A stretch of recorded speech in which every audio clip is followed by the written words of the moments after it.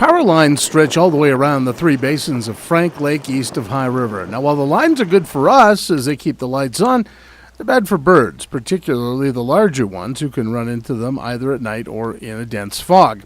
However, AltaLink has stepped in to help keep the birds safe by installing hundreds of reflectors on the lines.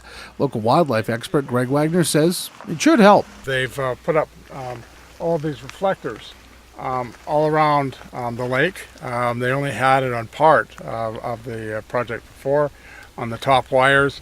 And it's now been put on this old line, which is behind us here, which has been in existence probably through the 60s or 50s. I'm not sure when that went, but it went a long time. We've had swan mortality underneath there, but they put those reflectors in.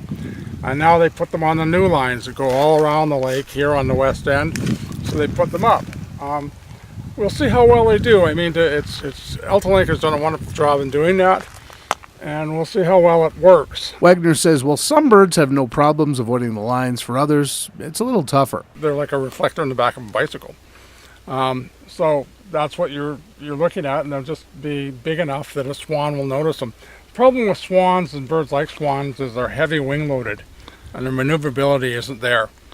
So it's like a fighter jet versus a jet airplane. The jet airplanes take a long time to turn around, where a fighter jet can spin on a dime. That's why these things are really bad on species like swans and cranes and pelicans and things like that, the heavy wing-loaded birds. So we'll just see how well this does. And hopefully we can reduce the mortality, the heavy mortality rate we saw last year. Wagner says he, like AltaLink, will be keeping an eye on the mortality rate over the next few years and keeping his fingers crossed it goes down.